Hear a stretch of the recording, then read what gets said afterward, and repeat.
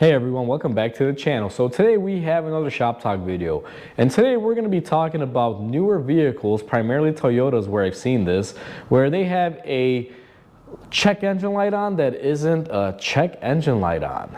Yeah, a little baffling, and we're going to get into this today. So before we go ahead and begin, if you haven't subscribed to the channel, hit the subscribe button down below. Definitely smash the like button because it helps the channel out. And with that said, let's go ahead and get started on today's video.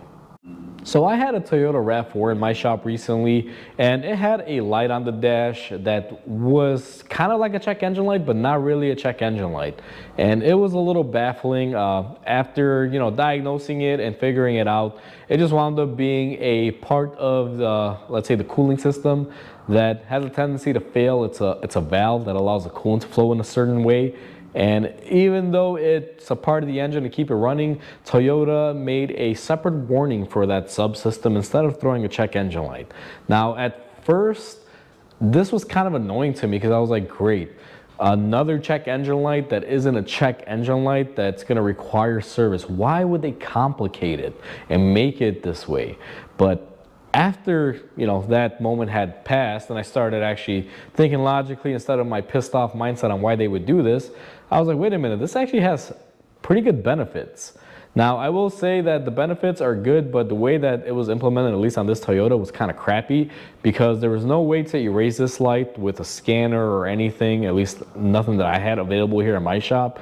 But the only way to fix it would be to take care of the issue and the computer would see it was working, and then it would basically remove the light itself. And that's what happened. I did the repair, turned the key on, the light was gone after the new parts were installed. And I didn't record it, but I did make a video talking about this for you Toyota owners out there, so there will be a video out on this if it hasn't been taken out on YouTube as of yet, if I haven't posted it.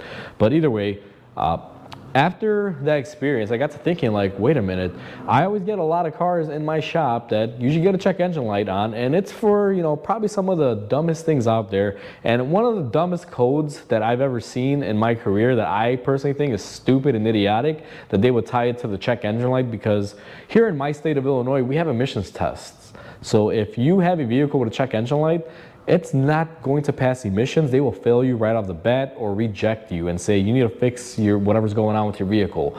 Now, as vehicles have gotten more complex, check engine lights have evolved to basically go off with anything. Literally, I make the joke that if you get a headlight out, your check engine light's going to come on new cars, because that's kind of where we're heading at with certain things. But the one code that I find to be the stupidest code that I get customers coming in here for with a failure on their emissions test is an infamous fuel level incorrect, which typically does not affect emissions because it doesn't affect how your engine will run or work.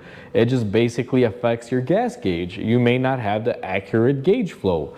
Now, this code typically happens when you have a vehicle that has like a dual-sided tank, where you have a pump on one side with a fuel level sender, and then the other side has a fuel level sender, and it has like either a secondary backup pump or some sort of valve with a tube that will flow the fuel from one end to the other.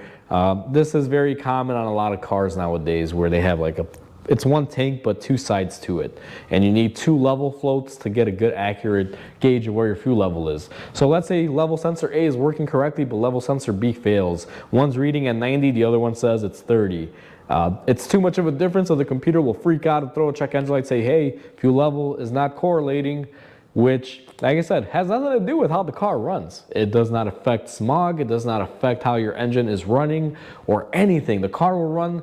It's just that it won't be able to tell you exactly how much fuel you have in your tank, and you will fail emissions, which will cause you not to get your registration renewed, which makes the car undrivable, at least here in Illinois roads. I know a lot of states have a form of some sort of inspection, and if they require check engine lights to be off, well, this can limit you as well. So whenever I get these codes in the shop, I always kind of like, figure like, why would they do this? It's so stupid. It has nothing to do with the state mandates or EPA guidelines. It's just, you're not going to get an accurate reading on your gauge, which most people, whatever. If you want to go through the thrill of not fixing your car because you like to play, am I going to run out of gas today? That's fine. That's your choice. You shouldn't be penalized for that. And, we get, erroneous codes like this that, cause people to basically lose their registration or their license because they can't fix the car because, let's say, you can't find the fuel level sensor, and it's so stupid. It makes no sense to me. So I was thinking, like, what if manufacturers made a secondary warning system for non-emissions related items, so that way people don't get into issues like this where they can't pass emissions for a level sensor. And I believe that would be a great idea. Now, as much as I hate having another subsystem installed on a vehicle, making things more complicated, I think that would be very helpful to have like a, vehicle warning system when something like this fails, something that is necessary technically, but not really required for emissions. Because I feel if they put that code in with the check engine light, which is mainly a government, like, regulated, mandated thing, it's kind of idiotic because it does, like I said, has no correlation, doesn't really affect anything. So I think a secondary warning system would be of good use for situations like this where, let's say your fuel level sensor gauge is not working correctly. It can throw that light on instead of check engine light. That way you can still pass your emissions and have a registerable car and not be tied down. I think that would be a great concept, at least I would.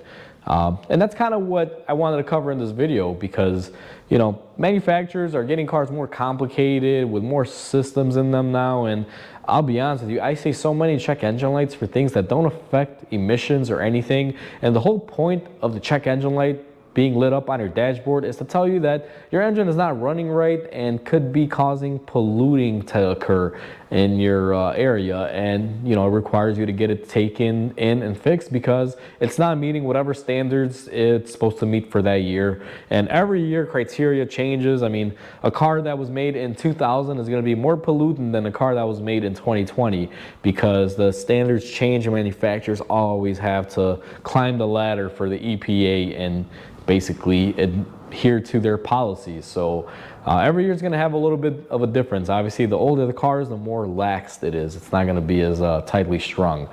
But either way, that's neither here nor there. This video is mainly about me thinking that a secondary warning system for things that won't affect your vehicle but might have an effect for you should probably be a good idea for manufacturers to implement to keep people from having issues like I just kind of went over. What are your thoughts on this? I would love to hear this, from everyone out there. Like, how do you feel about this? I'm sure this has happened to you where you've had to do a crazy repair that sometimes costs, about $1,000 or more for a little fuel sender that has nothing to do with how your engine runs or performs or smog or emissions. So I would love to hear from everyone regarding this. So like always, comment, like, and subscribe, guys, because it definitely helps the channel grow. I hope everyone has a wonderful day, and I'll catch you on the next video.